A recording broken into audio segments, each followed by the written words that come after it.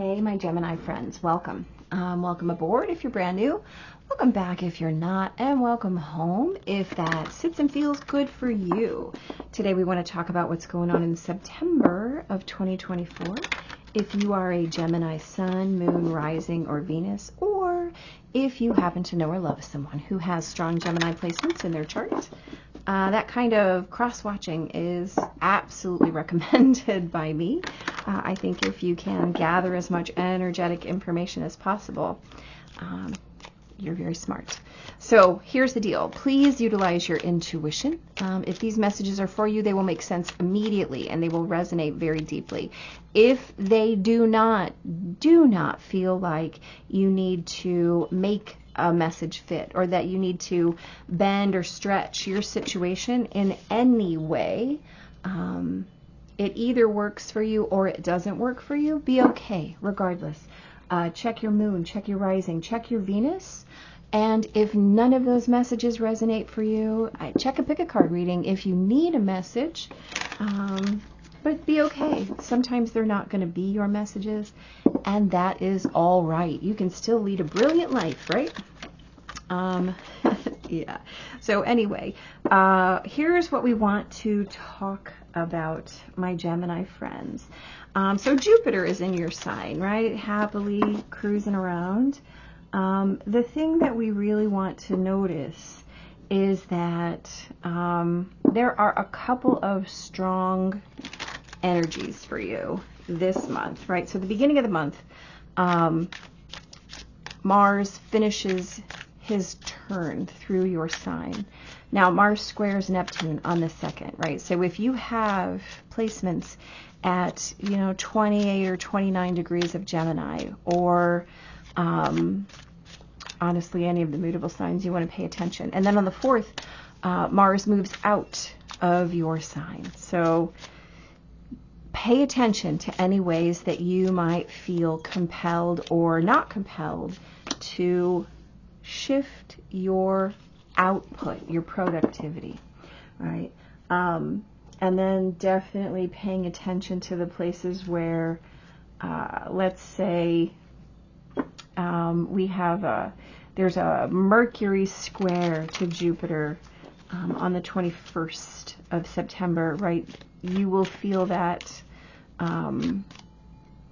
as a challenge. You have a Sun square Jupiter around 19 or 20 degrees. So if you have those placements at 19 or 20 degrees, pay attention. Pay attention around the middle-ish of the month, right? Don't let your thoughts get ahead of you. Don't let the possibilities outweigh your choice of action, right? Because you tend to do it that way, Gemini. You tend to do it that way. So here's the deal. You have pulled fear. Interesting, right? Interesting card. You also have the moon in Capricorn. That's a very antithetical kind of Gemini energy. So practicality. But again, if we're talking about the way that we want to get things done, the way that we want to amplify our energy, and that being square, right? Pulling those squares in the middle of the month to Jupiter. Checking your energy, checking your input. You have think before you act. I'm ready, the SpongeBob card. And I just wish things were different, right? So take all of those messages in one bundle, and what they say is, I don't feel like I know what I'm doing. I'm not sure that this is the right course of action. I'm not sure that I'm the right person for this. I want to be ready, but I'm not sure that I am. And that kind of imposter syndrome could be something that you deal with in the month of September, my Gemini friends. We come over here to the tarot. We talk about the Knight of Swords, the King of Swords, the Five of Pentacles, the Hierophant, right? The Hermit, the Queen of Pentacles, Judgment, and last but not least, the Star. Okay. I like that. So here's the deal. If we're talking about imposter syndrome, this is completely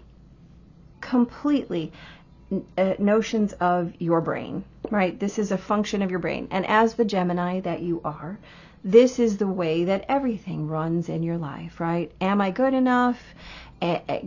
What is the logical outcome here? Five of Pentacles, though, says, am I enough, right? Do I have what it takes here? Can I really do this? This is a past program. This is old patterning.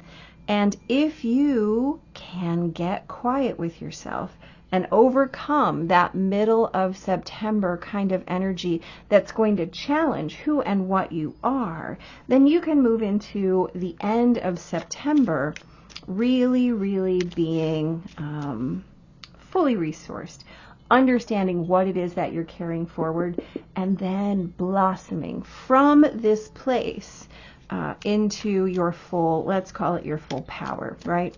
So if you can manage your own self-doubt, if you can manage, the ways and places that you are challenged by, by your own self-image problems, by your own self-worth issues. And remember, these are patterns. They're ideas. They're just beliefs, right? And they don't mean anything. They're just the way you feel about a thing. They're just the way you think a thing is, because it's what you've told yourself or what you've been told. If you do the work for the first 2.5 or 3 weeks of September to really think before you act, to really ask yourself, is this true? Is this a true thing, or am I just afraid I might fail? You can get to this point of I'm ready, where you don't have to wish things were different, because you know you're showing up with everything you have and as everything you are, right? Check your undercurrents. Check your undercurrents, and that's where you'll find all of this messaging. And the messaging is what you have to change, right? So if for the first couple of weeks of September, you need to get a hold of somebody and have them help you move through those patterns, right? Remember, this is mutable energy, which means it's absolutely changeable. Let it be changed. Let someone help you change it if you can't do it yourself. Just find a way, find a person, find a facilitator. You can do it. And by the end of September, you can be moving forward beautifully and brilliantly. The universe has your back. The universe is cheering for you. The universe wants to throw all of these resources your way. You just have to get out of your own way, right? You can do it. You can do it.